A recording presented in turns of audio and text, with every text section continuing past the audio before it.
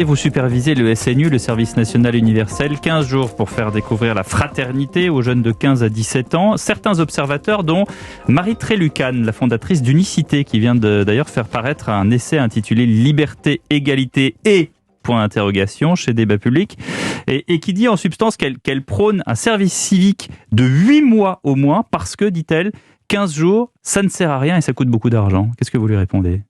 Le service civique ne s'oppose absolument pas au service national universel. Non, mais il faudrait conduire un service national universel, mais elle dit que 15 jours, brasser des jeunes de 15 à 17 ans pour faire connaissance pendant 15 jours, qui est une période extrêmement rapide et qui finalement ne sert pas dans la durée, eh ben, ça ne correspond pas. Je vais éclairer la pensée. Aujourd'hui, le service national universel, ça a vocation à être pour tous les jeunes de France, donc entre 700 000 et 800 000 jeunes à l'avenir.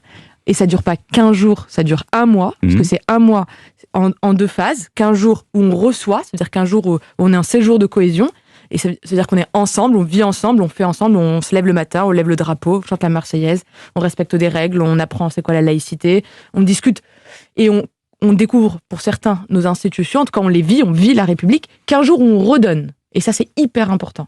On s'engage dans une association, on donne de son énergie. 15 jours on apprend et 15 jours travaux pratiques. On participe, mais tout à fait, et on participe.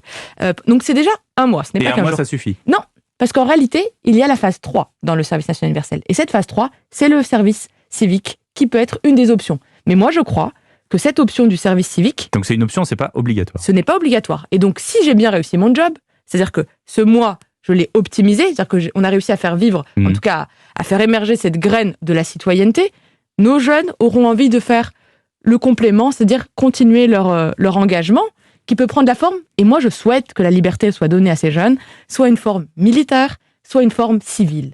La forme militaire, c'est rejoindre une réserve, de la gendarmerie, de la police, faire une préparation militaire marine. Vous avez raison. La gendarmerie, vous avez raison. Mais en tout cas, sous uniforme. La marine ou même les pompiers, pour que ce soit sous uniforme. Et de l'autre côté, des engagements qui ne sont pas sous uniforme, et ça peut être effectivement un service civique, un corps européen de volontariat, ça peut être également un engagement bénévole plus long. Quelle est la proportion de ceux qui prennent l'option plus longue ? Pour le moment, on n'a pas encore suffisamment de recul, pour être tout à fait clair. Pourquoi ne pas le rendre obligatoire plutôt qu'optionnel ? La troisième phase ? Le tout. La première phase a la vocation à devenir obligatoire, de manière certaine. Elle ne l'est pas.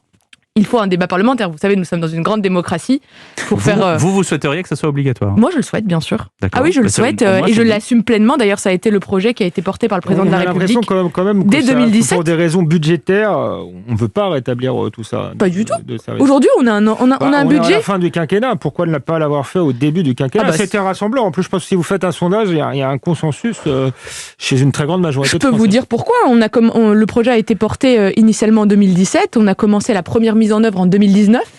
Et ensuite, on a été percuté par 2 ans de crise sanitaire, alors même qu'on a réussi à le maintenir quand même, puisque on a fait en 2019 2000 jeunes, 13 départements. En 2021, 100% du pays, tous les départements de France ont accueilli des jeunes en service civique, 15 000 jeunes uniquement, mais on commencé à généraliser. Et cette année, pour la première fois, il y aura 3 séjours de cohésion, un en février, un en juin, un en juillet. D'ailleurs, les inscriptions sont ouvertes jusqu'à la fin du mois sur snu.gouv.fr. Et ensuite, au-delà des 3 phases, c'est la première fois où on passe à la version XXL, donc une sorte de répétition générale avant une généralisation obligatoire, avec 50 000 jeunes attendus. Avant de poser une généralisation sur un projet aussi énorme, on a besoin d'expérimenter la montée en charge. On est loin des 10 mois du service militaire que moi j'ai connu. Je vous l'accorde. Mais si vous perdez les élections, ça ne verra pas le jour. Je vous l'accorde aussi, et c'est pour ça que je défendrai ce bilan avec force, avec vigueur, et c'est peut-être l'occasion effectivement aux gens de continuer à nous faire confiance pour le mettre en place. Pour rebondir ce que vient de dire Alexandre, ça veut dire quoi ? Ça veut dire que c'est une façon de reconquérir l'électorat qui disait justement le service militaire c'était bien, il faut le rétablir ? Non, puisqu'on l'assume depuis 2017, mais moi je crois qu'il y avait une part de bien effectivement dans le service militaire de l'époque. La mixité sociale. Aujourd'hui, il n'y a que dans le SNU où on peut retrouver des jeunes qui viennent de départements différents, qui ne font pas les mêmes études, qui viennent de classes sociales différentes et qui vont porter un uniforme, manger la même chose, se lever le matin, ça fait 3 fois que vous dites porter l'uniforme. Mais moi, ça me tient à cœur. C'est quoi l'impact de l'uniforme sur les jeunes ? Le sentiment d'appartenance.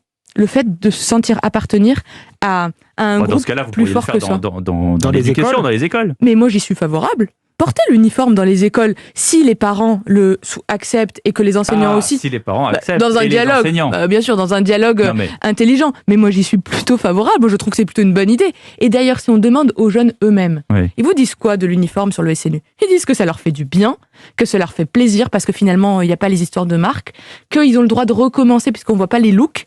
Et bien moi, quand j'entends ça, je me dis que c'est une très bonne chose. Et pour vous raconter une anecdote, ils ont la fierté de le sortir a posteriori. Je vais donner le 11, pour les cérémonies, celle du 11 novembre en particulier, des jeunes en SNU ont ressorti leurs uniformes. Ils ont le droit. Sont partis, bien sûr. Sont partis c'est pas soutenir. port illégal de l'uniforme. Non, pas du tout. D'accord. Parce qu'il y a ça aussi. Non, mais on leur laisse. Et d'ailleurs, je leur demande, pour ceux que j'ai vus, de me faire la promesse de le ressortir. Un uniforme, c'est comme un drapeau. Ça ne se met pas dans un placard, ça ne se cache pas. Ça se vit, ça se porte.